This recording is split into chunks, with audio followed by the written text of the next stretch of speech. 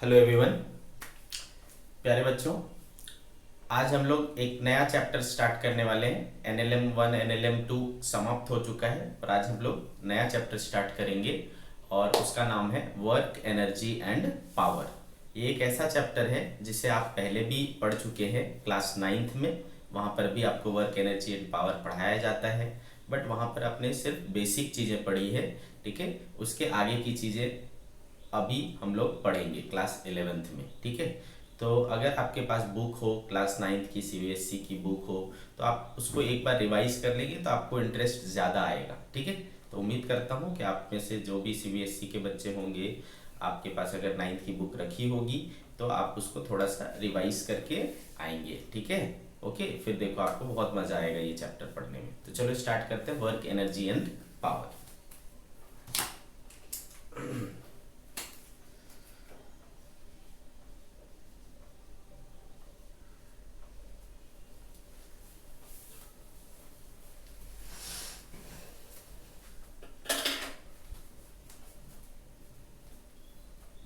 Work energy and power. ठीक है, तो बेसिकली देखो इस चैप्टर में ना 3 पार्ट हैं। एक पार्ट में हम लोग वर्क पढ़ते हैं, एक पावर में हम एनर्जी पढ़ते हैं और एक पार्ट में पावर पढ़ते हैं। ठीक है, तो ये तीनों चीज़ों के बारे में ही इस पूरे चैप्टर में हमें पढ़ना है। तो हम लोग पहले स्टार्ट कहाँ से करेंगे बेटा? वर्क से। ठीक है, यानी वर्क डन से। तो चलो स्टार्ट करते हैं, वर्क डन। ये हमारा फर्स्ट टॉपिक है। फिजिक्स में वर्क डन का मतलब क्या होता है? ठीक है, फिजिक्स में वर्क डन का क्या मतलब होता है कि मान लो एक ब्लॉक रखा हुआ है, ये सरफेस है और इस सरफेस पर हमने क्या किया, एक ब्लॉक रख दिया। अब इस ब्लॉक पर अगर मैं एक फोर्स लगाऊं F, ठीक है, और ये ब्लॉक क्या हो जाए, डिस्प्लेस हो जाए।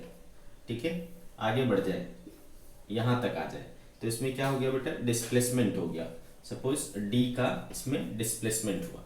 ठीक है, तो जब किसी बॉडी पर फोर्स लगता है और उसमें डिस्प्लेसमेंट पैदा होता है उस फोर्स की वजह से, ठीक है, जब किसी बॉडी पर फोर्स लगता है और उस बॉडी में डिस्प्लेसमेंट प्रोड्यूस होता है तो हम कहते हैं कि बॉडी के ऊपर वर्क डन हुआ है। ठीक है, बॉडी के ऊपर वर्क डन हुआ है।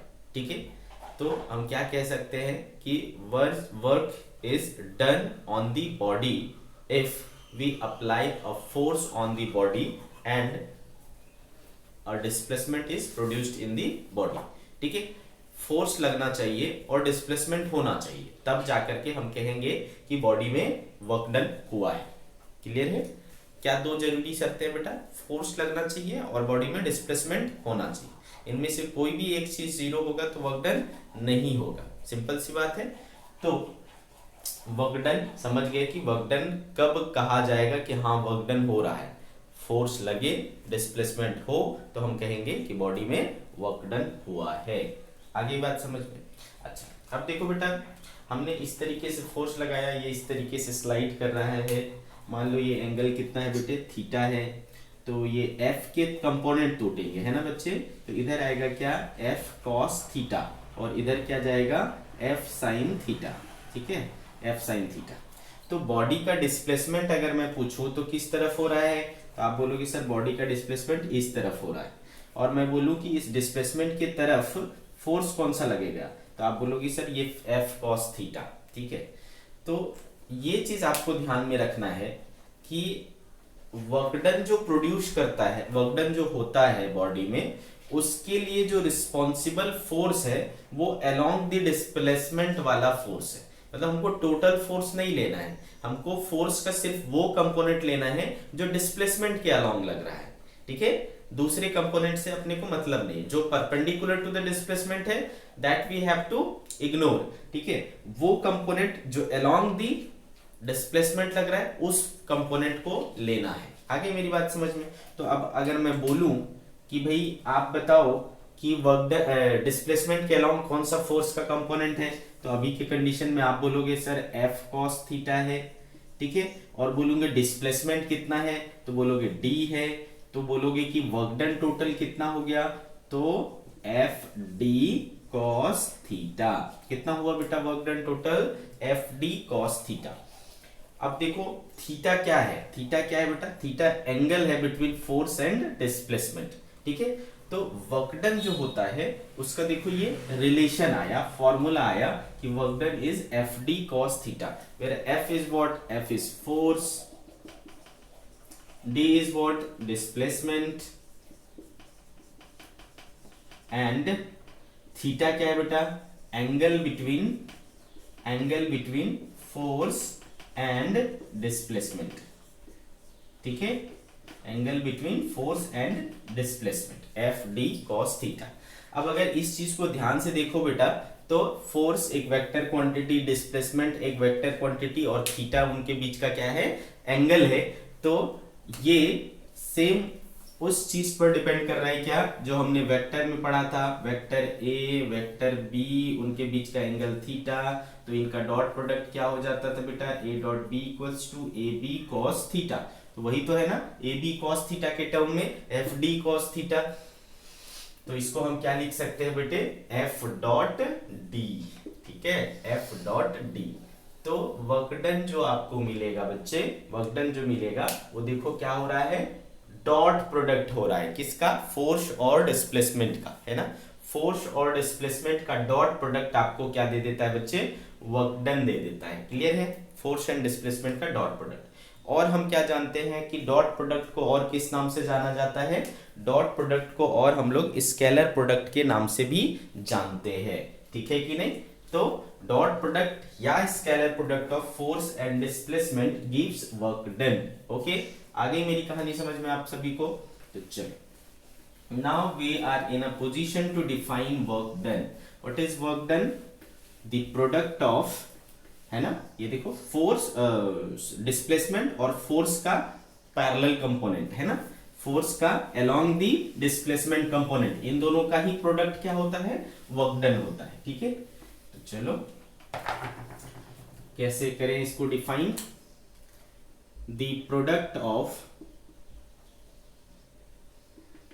Displacement and component of force along the displacement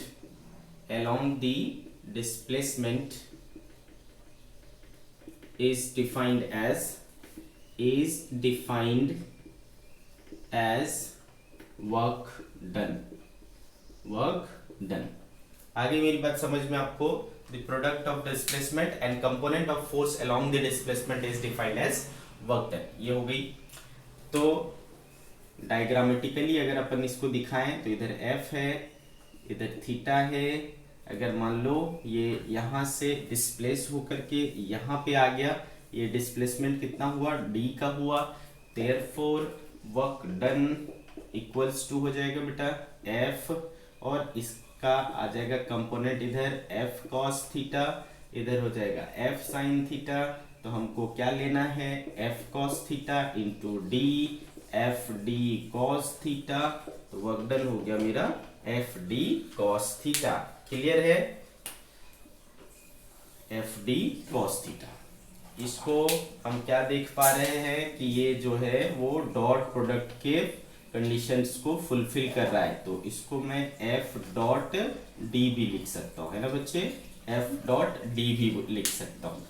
okay, तो हम इसको दूसरे वे में कह सकते हैं कि ये फोर्स एंड डिस्प्लेसमेंट का डॉट प्रोडक्ट है, नोट, ठीक है। Work done is dot product और scalar product of force and displacement, okay. Force और डिस्प्लेसमेंट का डॉट प्रोडक्ट या स्केलर प्रोडक्ट है ये। क्लियर, यहां से दिख रहा है अपने को।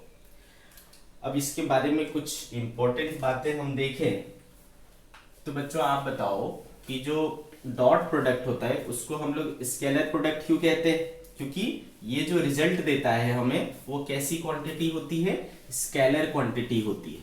दैट मीन्स कि जो वर्क डन है वो कैसी क्वांटिटी है, स्केलर क्वांटिटी है। ओके, वर्क डन जो है वो स्केलर क्वांटिटी है। तो हम यहाँ पर लिख लेंगे कि work done is a scalar quantity. क्या मतलब हुआ स्केलर क्वांटिटी का? कि इसके पास सिर्फ मैग्नीट्यूड है, डायरेक्शन नहीं होता है। ठीक है। दूसरी चीज इसके अगर यूनिट की बात करूं, एसआई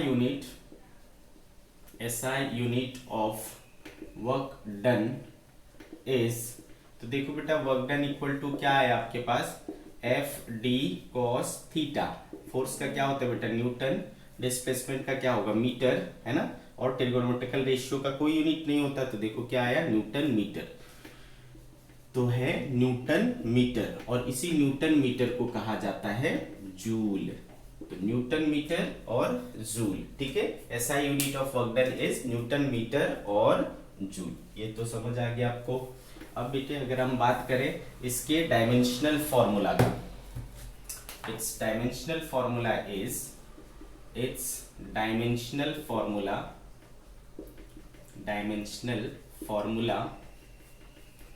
इज, तो देखो बेटा न्यूटन का क्या हो गया, M L T minus two, force का M L T minus two, और डिस्प्लेसमेंट का क्या बेटा, एल। तो देखो क्या हो गया, M L square T minus two is M L square T minus two, this dimensional formula.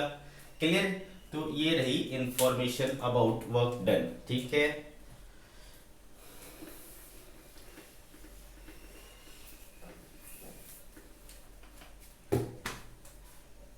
Clear? अब देखो condition of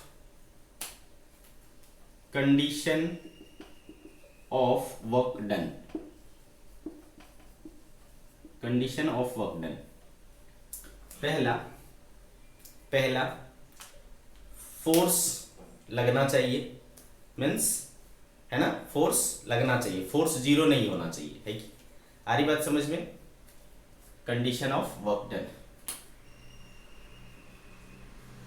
force should act on the body, ठीक है।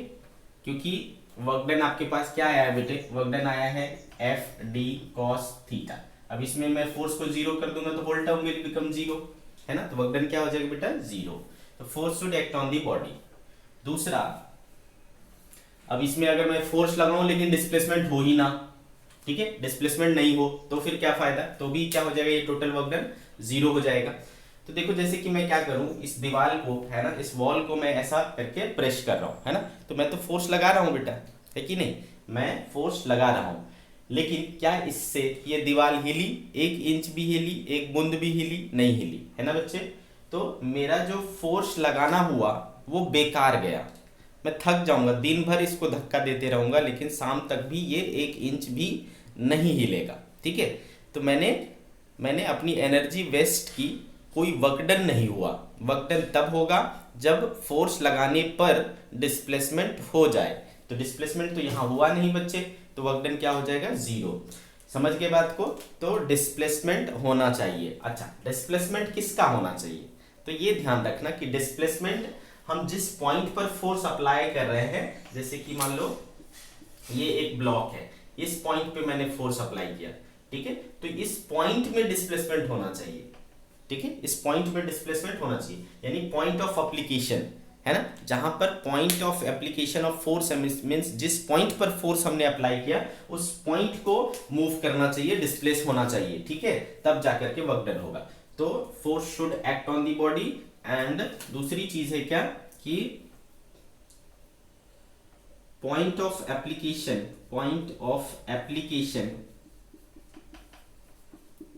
ऑफ फोर्स, ठीक है, point of application of force should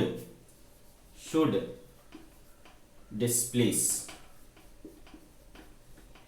ठीक है, point of application of force should displace. ये हुआ बेटा कंडीशन ऑफ वर्क डन। ये दो जरूरी कंडीशन है। और एक तीसरी कंडीशन, अब मान लो मैंने फोर्स भी अप्लाई किया, डिस्प्लेसमेंट भी हुआ, लेकिन उनके बीच का जो एंगल है ना थीटा, मान लो वो 90 डिग्री है, तो cos 90 क्या हो जाता है बेटा, जीरो हो जाता है। cos 90 जीरो हो जाएगा तो whole term will become again zero, ठीक है, तो भी हमारा वर्क डन नहीं मिलेगा। तो यानी फोर्स और डिस्प्लेसमेंट परपेंडिकुलर नहीं होनी चाहिए, है ना बेटे। Force and displacement should not be perpendicular, ठीक है, शुड नॉट बी परपेंडिकुलर। ये होगा तो भी वर्क डन 0 हो जाएगा। क्लियर है, अच्छे से समझ में आ गया। तो ये सब कंडीशंस है बेटे वर्क डन होने का, अदरवाइज वर्क डन नहीं होगा। क्लियर।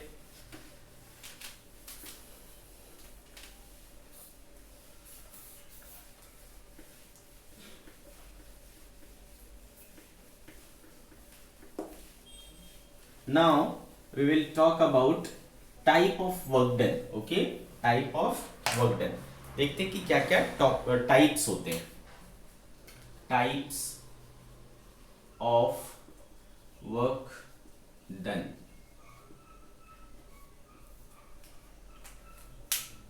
तो बेटे 3 टाइप होते हैं। एक को हम लोग कहते हैं positive work done, positive work done, ठीक है। समझते हैं क्या होता है पॉजिटिव वर्क डन। मान लो बच्चे ये एक ब्लॉक है, इस पर हमने यूं एक फोर्स लगाया और इसमें इस तरफ डिस्प्लेसमेंट हुआ, ठीक है। इस तरफ क्या हुआ, डिस्प्लेसमेंट हुआ। इसके बीच एंगल क्या था, थीटा था। इसके बीच एंगल क्या था, थीटा था। तो आप क्या देख पा रहे हो बेटा, आप क्या देख पा रहे हो कि F का जो कंपोनेंट आएगा F cos थीटा, ठीक है। F का जो कंपोनेंट आएगा F cos थीटा, वो किधर आएगा बेटा, along the direction of displacement आएगा, है ना, along the direction of displacement आएगा। तो इसमें इस कंडीशन में क्या है बेटा, जो इसको जो फोर्स इसको ड्राइव कर रहा है, जो फोर्स इसको चला रहा है, यही कंपोनेंट इसको चला रहा है ना। तो जो कंपोनेंट ऑफ फोर्स डिस्प्लेसमेंट के लिए रिस्पॉन्सिबल है, डिस्प्लेसमेंट के अलोंग लग रहा है ना। क्लियर है, क्या बोलना चाह रहा था मैं, हाँ, वो किधर लग रहा है, along the direction of displacement लग रहा है। फोर्स का जो एक कंपोनेंट है वो along the direction of displacement लग रहा है। तो जब भी बेटा फोर्स और डिस्प्लेसमेंट का डायरेक्शन एक तरफ होगा, सेम डायरेक्शन में होगा, तब जाकर के जो वर्क डन होगा वो पॉजिटिव होगा, है ना। वो जो वर्क डन होगा पॉजिटिव होगा। क्लियर है मेरी बात। तो if force and displacement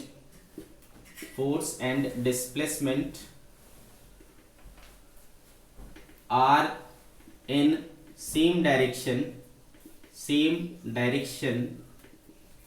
then work done is positive by the force,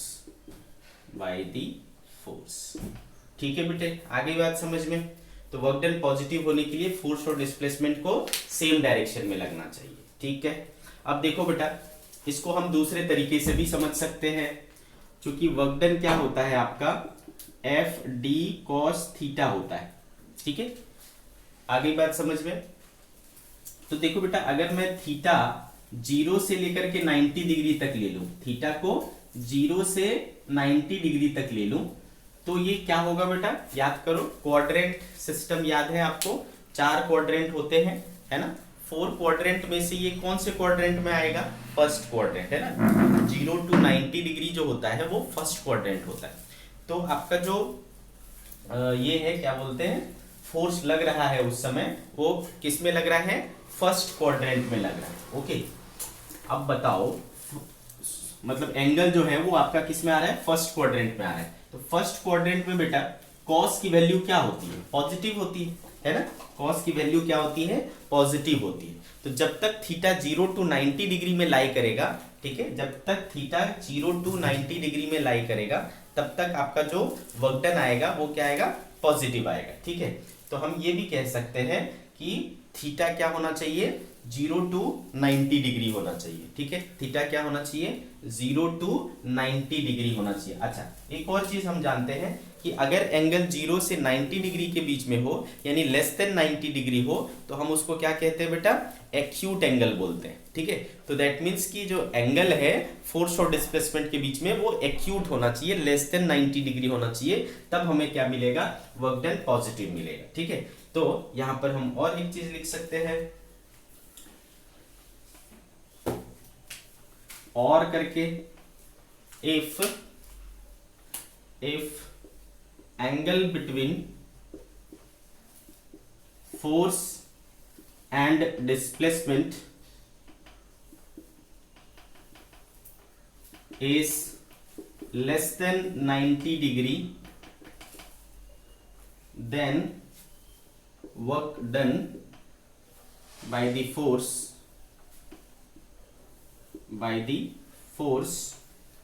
is positive work done, positive work done। ठीक है, ऐसा भी आप बोल सकते हैं, that is theta should be less than 90 degree। Okay बच्चे, क्लियर। अच्छा, एक और चीज बताओ, इस फोर्स और डिस्प्लेसमेंट के बीच में एक दूसरा एंगल भी मैं देख सकता हूं, ये वाला एंगल है ना। एक चीज याद रखना, हमेशा एंगल दो बनते हैं। ठीक है, हमेशा एंगल कौन से बनते हैं, दो बनते हैं। बस आपको ध्यान में ये रखना है कि हमेशा लिया कौन सा एंगल जाता है, छोटा वाला एंगल लिया जाता है। ठीक है, इन दोनों एंगल में से छोटा एंगल कौन सा बेटा, ये वाला है, तो हमने थीटा एंगल लिया। ठीक है, चलो, तो ये हो गया बेटा पॉजिटिव वर्क डन, समझ गए आप बात को। अब हम बात करेंगे सेकेंड टाइप है, वो कहलाता है बेटा नेगेटिव वर्क डन। ठीक है, नेगेटिव वर्क, चलो इसको समझते हैं।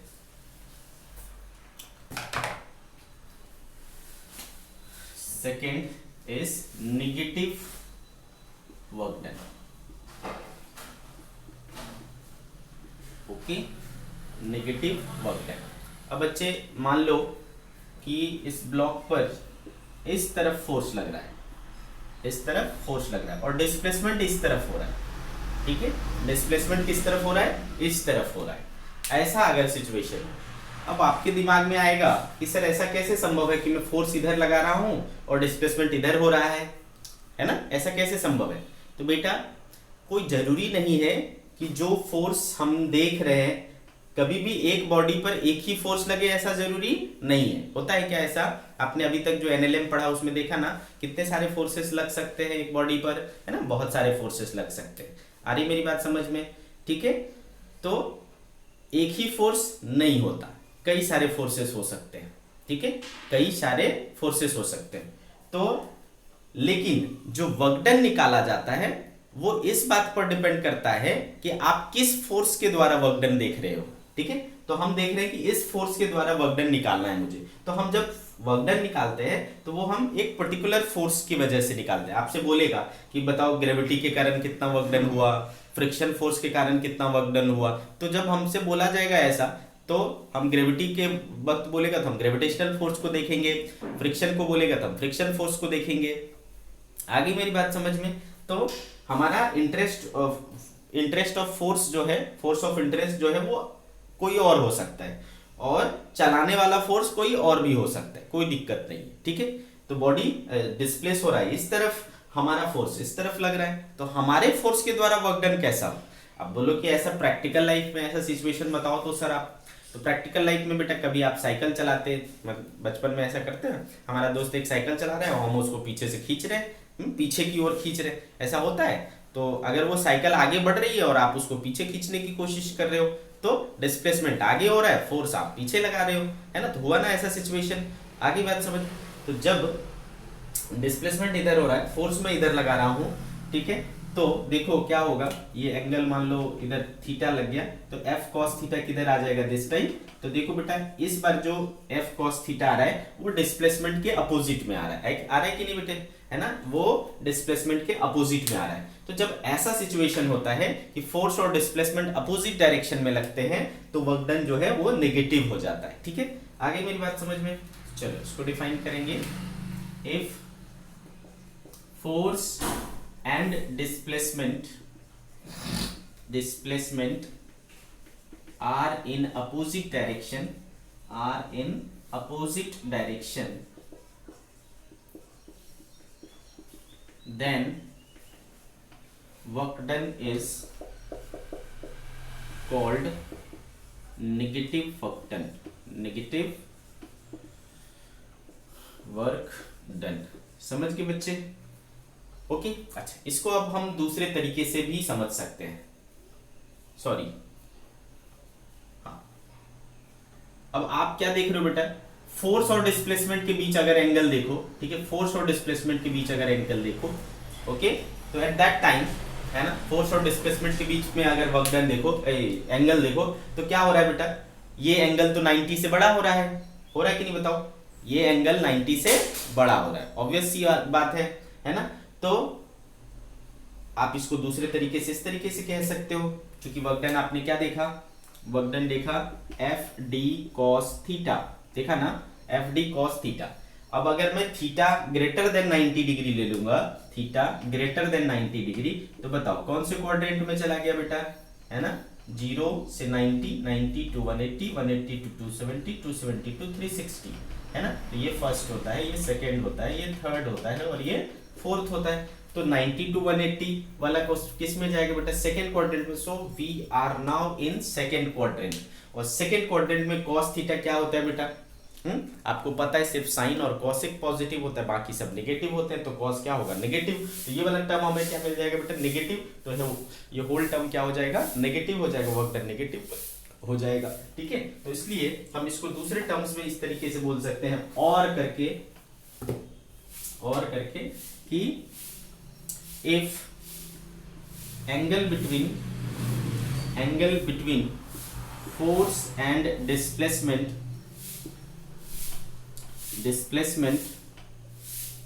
is greater than 90 degree, that is obtuse angle, इसको और क्या कहते हैं बेटा, obtuse angle बोलते हैं।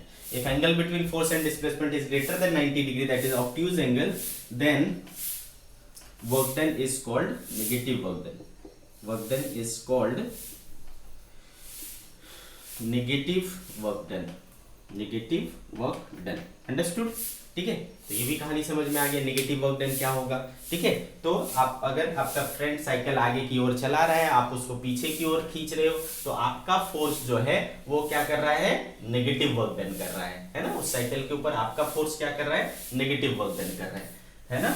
आपका फ्रेंड किधर चाहेगा, आगे की तरफ धक्का देना, है ना, आपका फ्रेंड किधर चाहेगा, आगे की ओर धक्का देना, है। आप पीछे की ओर खींच रहे हो, साइकिल आगे जा रही है, डिस्प्लेसमेंट आगे की ओर हो रही है, आप उसको पीछे खींच रहे हो, तो अपोजिट डायरेक्शन में फोर्स लग गया, वर्क डन कैसा हो गया बेटा, नेगेटिव हो गया। आगे कहानी समझ में। तो ये हुआ सेकेंड टाइप। थर्ड टाइप है बेटा, third type work done bye, sorry, zero work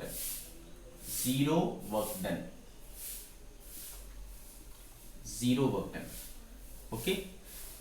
अब जीरो वर्क डन क्या होगा, तो देखो, अगर मान लो हमारा बॉडी जो है इस तरफ डिस्प्लेस कर रहा है और मैं फोर्स इस तरफ लगा रहा हूं परपेंडिकुलर में, है ना, तो ये एंगल देखो दोनों कितना हो गया, 90 डिग्री, है ना। 90 डिग्री जब होता है किसी दो के बीच में, हम उसको क्या कहते हैं, परपेंडिकुलर चीजें बोलते हैं, ठीक है। तो यहाँ पर फोर्स और डिस्प्लेसमेंट जो है वो आपको क्या दिख रहे हैं बेटे, परपेंडिकुलर दिख रहे हैं, ठीक है। तो ये ध्यान रखना बेटे कि जब फोर्स और डिस्प्लेसमेंट परपेंडिकुलर हो जाएगा, ठीक है, तो उस समय वर्क डन आपको जीरो मिलेगा। अभी हमने देखा भी था, मैं दोबारा दिखा देता हूं आपको। वर्क डन क्या हो गया बेटा, एफ डी कॉस थीटा, तो एफ डी कॉस 90 क्या हो जाता है बेटा, जीरो। तो F D into zero, total हो गया जीरो। तो इस कंडीशन में आपको वर्क डन क्या मिलता है, जीरो मिलता है, ठीक है। तो if force and displacement are perpendicular to each other, then work done is called negative work done, sorry, work done is called zero work done, zero work done। Clear है मेरी बात, अच्छे से समझ आ रहा है? Very nice. तो इस कंडीशन में थीटा जो है आपका क्या है 90 डिग्री है, थीटा इक्वल्स टू 90 डिग्री। तो थीटा अगर लेस देन 90 डिग्री हुआ positive work done, theta equal to 90 degree हुआ जीरो वर्क डन, थीटा अगर ग्रेटर देन 90 डिग्री हुआ तो नेगेटिव वर्क डन। सिंपल है। ओके, अब देखो बच्चे, मैं बार बार आपको रिपीट कर रहा हूं, एक बात आपको बहुत अच्छे से ध्यान में रखना है कि एक बॉडी पर कई सारे फोर्सेस लग सकते हैं, एक बात। दूसरी बात, उसमें आपको क्या बोल रहा है ये ध्यान से देखना है, किस फोर्स के कारण वर्क डन निकालने बोल रहा है ना। कभी एक पर्टिकुलर फोर्स दे देगा, बोलेगा इस फोर्स के कारण वर्क डन कितना हो रहा है, या फिर कभी ये बोलेगा कि नेट फोर्स के द्वारा वर्क डन क्या हो रहा है, टोटल वर्क डन क्या हो रहा है। जब टोटल वर्क डन की बात होगी तो हम सारे फोर्सेस के कारण वर्क डन निकाल करके उसको ऐड कर देंगे, है ना। हम इसको ऐड सिंपली कर सकते हैं बिकॉज ये जो है वो स्केलर क्वांटिटी, स्केलर जो क्वांटिटी होती है वो सीधा ऐड हो सकता है। तो हर एक इंडिविजुअल फोर्स के कारण वर्क डन निकाल करके हम ऐड अप कर लेंगे। या फिर दूसरा तरीका ये है कि हम सारे फोर्सेस का नेट फोर्स निकाल लें वेक्टर सम करके, और नेट फोर्स आ गया मतलब एक सिंगल फोर्स आ गया। अब सिंगल फोर्स के कारण आप वर्क डन निकाल सकते हो, है ना बच्चे। तो आपको पहले ध्यान देना है कि क्वेश्चन में आपको किस फोर्स से के कारण वर्क डन निकालने बोला जा रहा है, ठीक है, तब आप उस पर आगे बढ़ेंगे। ओके, तो जैसे कि एक एग्जांपल लेता हूं मैं और समझने की कोशिश करो। आपने कभी कुआं देखा है, वेल, है ना, कुआं देखा होगा। तो मान लो ये कुआं है बेटे, ओके, इस कुएं में से आप क्या कर रहे हो,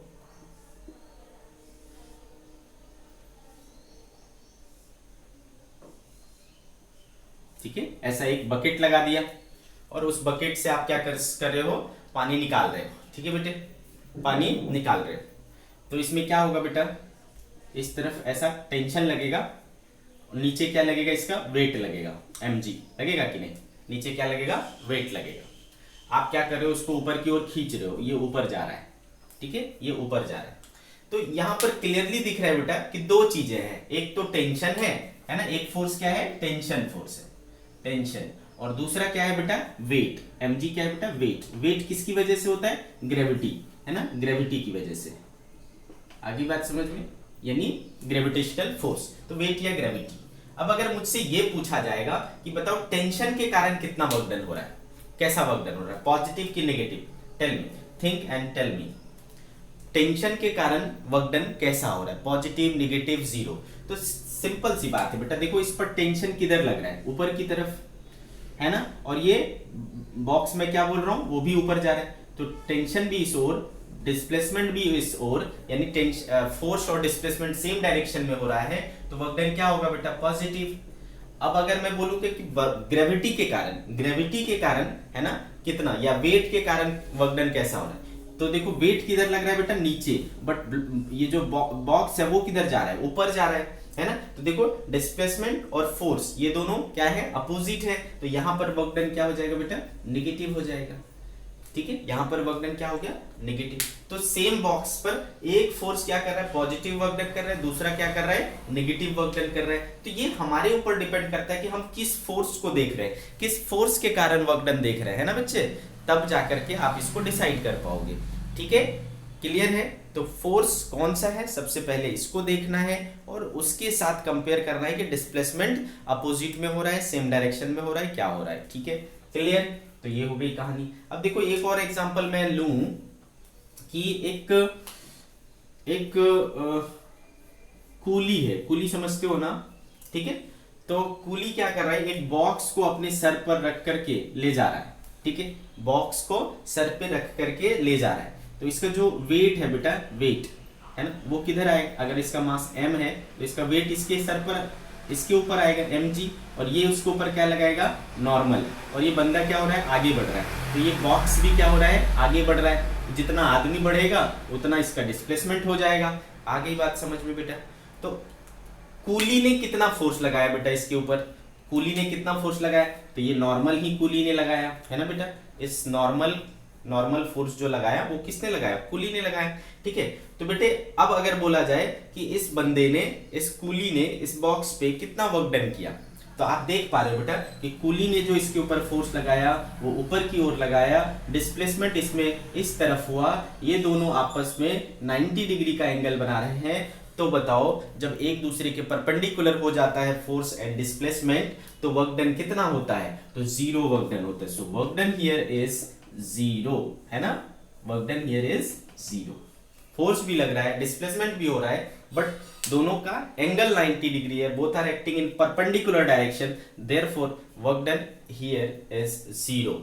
आगे बात समझ में, तो हमें बहुत अच्छे से समझ में आ रहा है कि कैसे चेक करना है कि पॉजिटिव वर्क डन होगा, नेगेटिव वर्क डन होगा या जीरो वर्क डन होगा। ठीक है बच्चे, क्लियर। तो now we are in a position to solve few examples based on work done. ठीक है, पक्का। चलो स्टार्ट करते हैं, कुछ एग्जांपल्स देख लेते हैं कैसे इसको यूज करना है। तो बच्चे अपने पास दो फॉर्मूले हैं, मतलब एक ही फॉर्मूला है, work done equals to F dot D, यानी एफ डी कॉस थीटा। ठीक है, वर्क डन ये जो दो फॉर्मूले हैं इसी पर अपने को काम करना है। अभी जो हम कर रहे हैं बेटा ये जो यूज कर रहे हैं ये work done by fixed force है, work done by fixed force है, यानी फोर्स कैसा है, कांस्टेंट है, फिक्स्ड फोर्स या constant force, constant force, work done by fixed force या कांस्टेंट फोर्स है। आगे मेरी बात समझ में, चलो। तो इसमें हमने देख लिया कि तीन टाइप हो सकते हैं, पॉजिटिव, नेगेटिव एंड जीरो, और ये दो फॉर्मूले हैं अपने पास, या तो डॉट प्रोडक्ट करना है या तो एफ डी कॉस थीटा लगाना है। ठीक है, चलो अब एक एक करके हम लोग एग्जाम्पल के थ्रू इसको समझेंगे। एग्जाम्पल नंबर 1, एक तो वेराइटी ये हो सकता है बेटा, आपको फोर्स दे दिया, डिस्प्लेसमेंट दे दिया, दोनों ही वेक्टर टर्म्स में दे दिया, आपको वर्क डन निकालना है। तो if force F equal to 3I plus 2J plus 6K and displacement is D equal to 2I minus 3J plus 4K.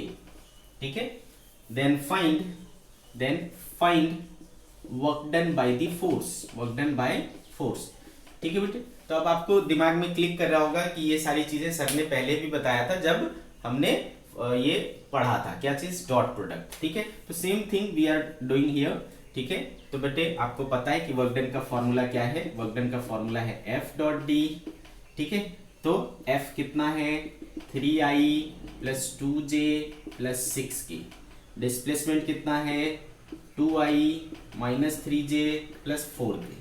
अब मुझे ये बात बताओ बेटा, जिस बच्चे को यही नहीं पता होगा कि डॉट प्रोडक्ट कैसे करते हैं तो वो वर्क डन निकाल सकता है क्या, नहीं निकाल पाएगा। That's why I always say कि आपको जो पीछे पढ़ाया जाता है उसको हमेशा अच्छे से याद रखना चाहिए, अदरवाइज आप सॉल्व कर नहीं पाओगे। तो हमने क्या बताया था बेटा, डॉट प्रोडक्ट में क्या करना होता है, आई वाले को आई के साथ, जे वाले को जे के साथ, के वाले को के के साथ मल्टीप्लाई करके ऐड करना होता है। 3 2 जा 6, 2 माइनस 3 है यहाँ पर, तो 2 into minus 3 minus 6 plus 6 into 4 कितना हो गया बेटा, 24। ये और ये कैंसिल हो गया, देखो क्या आया, 24, है ना, क्या चीज बेटा, जूल।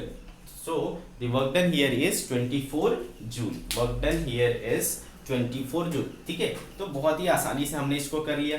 तो एक ये वैरायटी होती है बेटा, इसको कर लेना। सेकेंड वैरायटी क्या हो सकती है उसको देखते हैं। सेकेंड वैरायटी में क्या रहेगा बेटा, थोड़ा सा कॉम्प्लिकेटेड करने के लिए आपको ये दे दिया रहेगा, पॉइंट्स दे दिया रहेगा और आपको बोलेगा कि निकालो work done.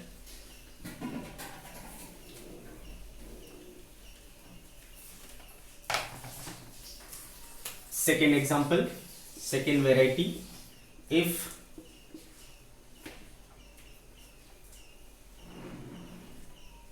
a body is displaced displaced from A, और ए क्या है बेटा, पॉइंट का नाम है, ठीक है। तो ए से जिसका कोऑर्डिनेट आपको दे दिया, मान लो 2 3, ठीक है, क्या दे दिया, 2 3 1, ऐसा। If a body is displaced from A 2 3 1 to B 3 4 6, ठीक है, 3 4 6 by a force F equal to 3i minus 6j plus 8k, then find work done। अब देखो बेटा, यहां पर चूंकि पता है आपको कि वर्क डन हमको निकालना है, तो वर्क डन इक्वल टू क्या होगा, फोर्स और डिस्प्लेसमेंट का डॉट प्रोडक्ट होगा। तो आपको फोर्स तो गिवन है, डिस्प्लेसमेंट के लिए क्या दिया हुआ है बेटा, पॉइंट दिया हुआ है कि ए से बी जा रहा है। तो अब अगर आपको डिस्प्लेसमेंट निकालना नहीं आता तो फिर से आप नहीं कर पाओगे। तो हमने डिस्प्लेसमेंट निकालना सीखा है बेटा, कब निकालना सीखा है, जब हम लोग मोशन इन 1D पढ़ रहे थे। तो आपको पीछे की चीजें याद होनी ही चाहिए। तो डिस्प्लेसमेंट कैसे निकाला करते थे बेटा, अच्छा इसको देखो, ये जो ए है ना, तो इसका पोजीशन वेक्टर क्या हो जाएगा, r1 बोल दो। r1 वेक्टर क्या होता है बेटा, ये i, ये j और ये k। तो 2i plus 3j plus k, इसको ऐसा लिखा जाता है, ठीक है। वो उसका जो पोजीशन, इसका या तो मैं ra बोल लेता हूँ, और उसका जो पोजीशन हो जाएगा वो क्या हो जाएगा बेटा, rb हो जाएगा। देखो 3i plus 4j plus 6k, ऐसा हो गया देखो a का और b का। तो देखो बेटा, स्टार्ट कहां से किया था, a से, तो ये क्या हो गया, इनिशियल हो गया, है ना बेटे, और गया कहां पर, b तक, तो ये क्या हो गया, फाइनल हो गया, है ना। तो इनिशियल पोजीशन है और ये फाइनल पोजीशन है। तो बेटे बताओ डिस्प्लेसमेंट क्या होता है, डिस्प्लेसमेंट होता है final position minus initial position. That means कि R B minus R A, है ना बेटे। तो चलो इसको कर लो। तो 3i माइनस 2i क्या हो जाएगा बेटा, i हो जाएगा। 4j माइनस 3j क्या हो जाएगा, j हो जाएगा। 6k माइनस k क्या हो जाएगा, 5k। तो देखो आपको डिस्प्लेसमेंट निकल आया। तो डिस्प्लेसमेंट आपको निकालने आना चाहिए बच्चे, है ना। अगर आप निकाल नहीं पाओगे तो दिक्कत हो जाएगी, ठीक है। तो चलो हमें डिस्प्लेसमेंट मिल गया, है ना। तो भाई अब हमारे पास फोर्स भी है और हमारे पास डिस्प्लेसमेंट भी है। तो अब हम आसानी से कर सकते हैं इसको। Force how much, 3i minus 6j plus 8k। Displacement how much, displacement है हमारे पास i plus j plus 5k। अब क्या करना है बेटा, वर्क डन के लिए दोनों का डॉट प्रोडक्ट करना है। डू द डॉट प्रोडक्ट, यहाँ पर 3 यहाँ पर 1, तो 3 इंटू 1 क्या हो गया बेटा 3, यहाँ पर माइनस 6 यहाँ पर 1, तो माइनस 6, यहाँ पर 8 यहाँ पर 4, 8 5 जा 40, ठीक है। तो क्या हो गया बेटा 43 माइनस 6 37 जूल, है ना। क्लियर है। तो जहां पर जो वर्क डन आ रहा है बच्चे 37 जूल आ रहा है। क्लियर। तो ये दूसरी वैरायटी हुई कि आपको पॉइंट्स दे दिए रहेंगे, पॉइंट्स के कोऑर्डिनेट्स दे दिए रहेंगे और आपको वर्क डन पूछा जाएगा। तो कोऑर्डिनेट्स दिया है तो सिंपली आपको क्या करना है, उसका डिस्प्लेसमेंट निकाल लेना है।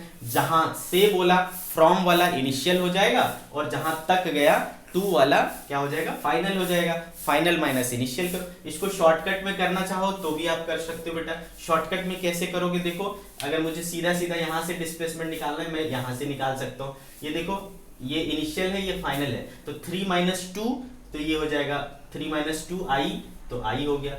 4 माइनस 3 तो प्लस j हो गया, और 6 माइनस 1 तो 5, तो 5k हो गया। ऐसे भी कर सकते हो, आप चाहो तो डायरेक्टली कर सकते हो, ठीक है। ओके, तो ये हो गई कहानी सेकेंड वेराइटी की। थर्ड वेराइटी की बात करते हैं। उसमें क्या कहेगा बेटा, डायरेक्टली आपको इनिशियल पोजीशन वेक्टर और फाइनल पोजीशन वेक्टर दे दिया रहेगा। एक तो कोऑर्डिनेट वाला हो गया, दूसरा क्या हो जाएगा, सीधा सीधा आपको पोजीशन वेक्टर्स गिवन रहेंगे। तो भी आप कर सकते हो बच्चे। सी एग्जाम्पल, अगर आपको बोला कि if a body is displaced from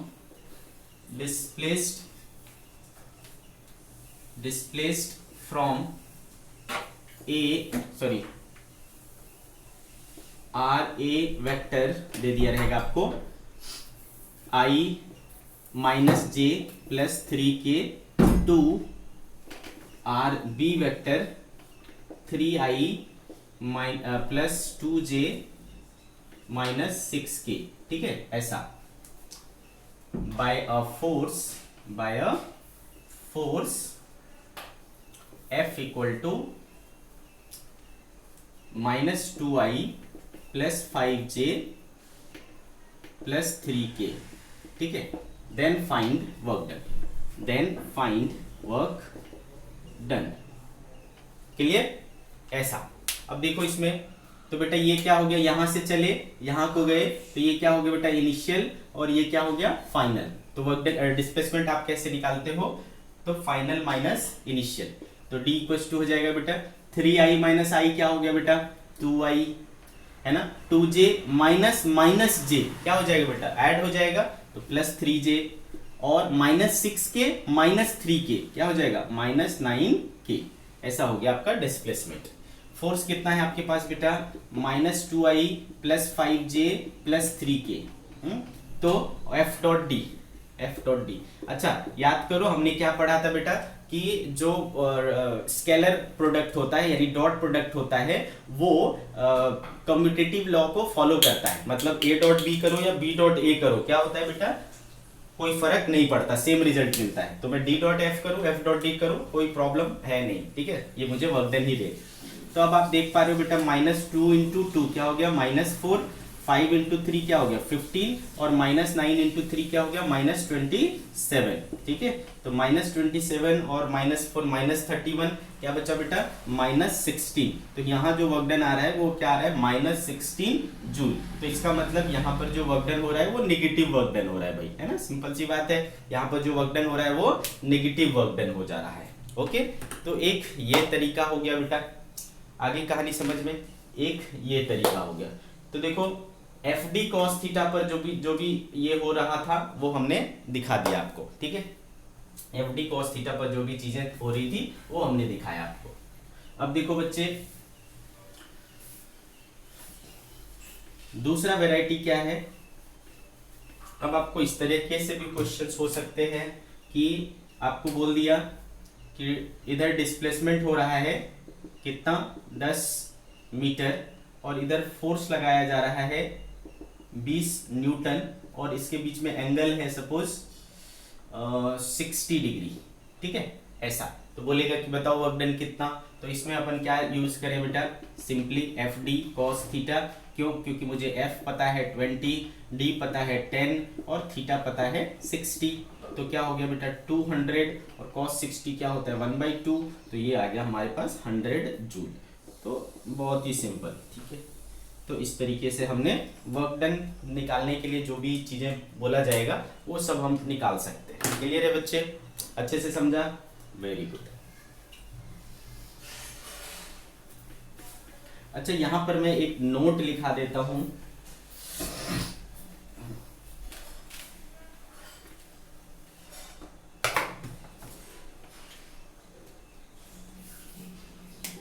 note,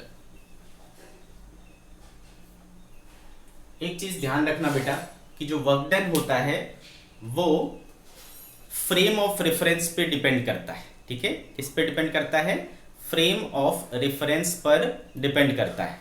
clear है, आपको फ्रेम ऑफ रेफरेंस तो अच्छे से पता है ना, दो तरह के होते हैं बेटा, inertial frame of reference and non inertial frame of reference. तो अगर किसी बॉडी को आप अलग अलग फ्रेम से ऑब्जर्व करोगे तो उसका वर्क डन क्या आएगा, अलग अलग आएगा, समझ रहे हो क्या। जैसे कि एग्जांपल के तौर पर मैं बोलूं कि यहाँ पर एक ब्लॉक है, ठीक है, यहाँ पर एक ब्लॉक है और ग्राउंड से आप देख रहे हो, ठीक है, ग्राउंड से आप देख रहे हो, तो ये ब्लॉक इधर गया, इसमें डिस्प्लेसमेंट डी हुआ और इस पर मान लो फोर्स क्या लग रहा है, एफ लग रहा है, या फिर चलो फोर्स को मैं इधर ही लगा देता हूँ, तो एफ लगेगा, तो क्या हो जाएगा बेटा डिस्प्लेसमेंट देखो एफ इंटू डी, सीधा सीधा एफ इंटू डी हो जाएगा, है ना, क्योंकि पूरा फोर्स इधर ही लग रहा है, थीटा क्या है अभी 0 है, तो cos 0 क्या होता है 1, एफ इंटू डी, इतना वर्क डन हो गया बेटे।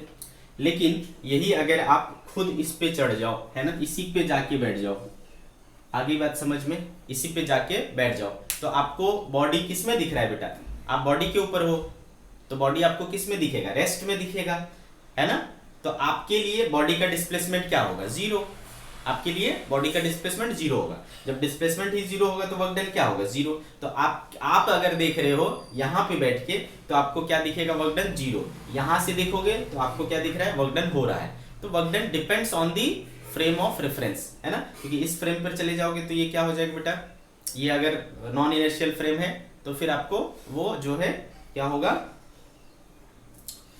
जीरो वर्क डन दिखाएगा। ठीक है, तो दैट मीन्स कि वर्क डन जो है वो डिपेंड करता है फ्रेम ऑफ रेफरेंस पर, इस चीज को याद रखना है। Work done depends on frame of reference, frame of reference. Work done depends on frame of reference. ठीक है, ये याद रखना है, थियोरेटिकली डायरेक्टली आ सकता है ये क्वेश्चन। ओके, तो अभी तक हमने क्या किया बेटा, work done bye constant force finish किया। ठीक है, work done bye constant force हमने फिनिश कर लिया। अब हम लोग बात करेंगे work done by variable force. देखो नेचर में जो ज्यादातर फोर्सेस होते हैं वो वेरिएबल फोर्स ही होते हैं, कांस्टेंट फोर्स बहुत कम होते हैं। ठीक है, अदरवाइज ज्यादातर जो है वो वेरिएबल फोर्स ही होते हैं। आ रही बात समझ में मेरी? तो now we will talk about variable force, work done by variable force. See, work done by variable force. ठीक है, work done by variable force. अगर फोर्स वेरी कर रहा होगा, ओके, अगर फोर्स वेरी कर रहा होगा तो कैसे करना है? अच्छा, अब अगर फोर्स वेरी कर रहा है बच्चे तो ऑब्वियस सी बात है कि वो किसी ना किसी चीज पर डिपेंड कर रहा होगा, है ना, फोर्स किसी ना किसी चीज का फंक्शन होगा। तो जनरली फोर्स जो है वो डिस्प्लेसमेंट का फंक्शन होता है, और डिस्प्लेसमेंट के फंक्शन के रूप में अगर ले हम, ठीक है, तो हम क्या करेंगे, एक ग्राफ बना लेंगे।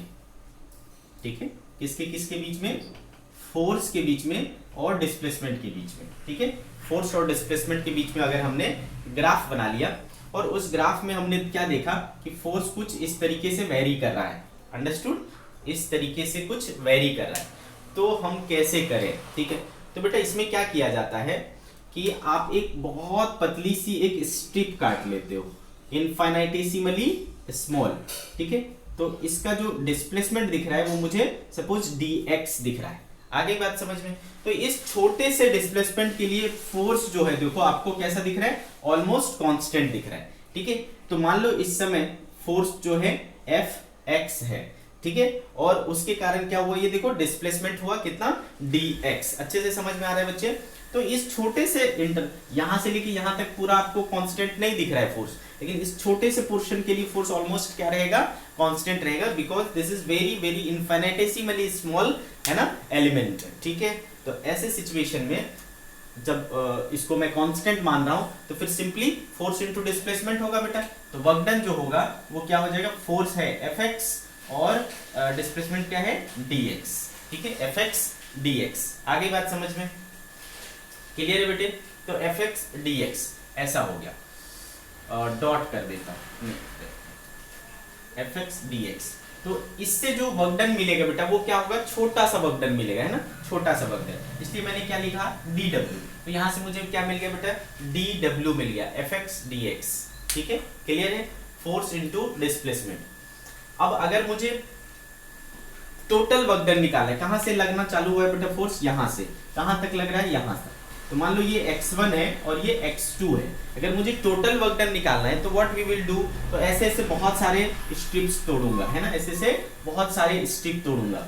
ठीक है, और तोड़ करके तो इन सारे को क्या करना है अपने को, इसका जो आएगा, इसका जो आएगा, इसको जो आएगा, पूरे में क्या करना पड़ेगा, ऐड अप करना पड़ेगा, ऐड करना पड़ेगा। तो बच्चे देखो ऐड करने का तरीका ही होता है ना, ऐड करने का एक इंस्ट्रूमेंट है ना, जब इनफिनिटेसिमली चीजों को आप, इनफिनिटेसिमली स्मॉल चीजों को आप ऐड करते हो तो उसी के लिए हम लोग यूज करते हैं क्या, इंटीग्रेशन। याद है ना आपको इंटीग्रेशन? ठीक है बच्चे, तो देखो एक एक चीजें आ रही है जो हमने स्टार्टिंग में आपको बोला था कि बच्चे इन सब चीजों को पढ़ लो, आपको बार बार यूज आएगा। तो मैं फिर से बोल रहा हूँ कि आप वापस से उसको रिवाइज कर लो। ठीक है, तो इंटीग्रेशन क्या सहारा लेना पड़ेगा बेटा। ठीक है, तो इनको इंटीग्रेट करना पड़ेगा, ऐड अप करना पड़ेगा। तो जब मैं स्मॉल स्मॉल वर्क डन को पूरा ऐड अप करूंगा तो मुझे क्या मिलेगा बेटा, टोटल वर्क डन मिलेगा। इंटीग्रेशन Fx dx, ठीक है। तो बच्चे कहां से कहां तक करना पड़ेगा, x1 से x2 तक, है ना, डॉट प्रोडक्ट। तो f डॉट dx को आप अगर इंटीग्रेट कर दोगे x1 से x2 तक, तो ये हमको दे देगा टोटल वर्क डन, ठीक है। तो ये होता है बेटा आपका क्या, वेरिएबल फोर्स को सॉल्व करने का तरीका। वेरिएबल फोर्स को सॉल्व करने के लिए आप इस फॉर्मूले का यूज करेंगे, ठीक है। आप इस फॉर्मूले को यूज करेंगे, सिंपल सी बात है। अच्छा, अब एक चीज बताओ, जब मैं fx इंटू dx करता हूं, है ना बच्चे, जब मैं fx इंटू dx करता हूं, तो ये जो हमने शेप लिया है, क्या ये आपको रेक्टेंगुलर शेप दिख रहा है बेटा, दिस इज रेक्टेंगुलर शेप, ठीक है। इस रेक्टेंगुलर शेप में इसकी चौड़ाई कितनी है बेटा, dx, और लंबाई कितनी है, fx, है ना। fx क्या है, लंबाई है, और ये चौड़ाई है। जब मैं किसी चीज को लंबाई इंटू चौड़ाई, fx dx किया मतलब लंबाई इंटू चौड़ाई किया, यानी लेंथ इंटू ब्रेड्थ किया। जब आप लेंथ इंटू ब्रेड्थ करते हो रेक्टेंगल का, तो वो क्या दे देता है बेटा, उसका एरिया दे देता है, ठीक है। तो जब भी आप ऐसा करते हो तो आप उसका एरिया कैलकुलेट करते हो। तो ऐसे हमने फिर क्या किया बेटा, जब हमने इसको इंटीग्रेट किया तो हमने इन सारे एरिया को ऐड अप कर दिया। तो यहां से यहां तक हमने बेसिकली क्या किया, इस होल एरिया को कैलकुलेट किया। जब हमने इस चीज को किया तो ये चीज हमें क्या दे देता है, एरिया अंडर दिस कर्व दे देता है। तो इससे हमें एक इनडायरेक्ट मेथड मिलता है कि area under the curve of fx graph, force displacement graph के एरिया अंडर द कर्व अगर आप कैलकुलेट कर लोगे तो उससे भी आपको फोर्स का पता चल जाता है, ठीक है। तो मैं एक नोट लिखूंगा, नोट,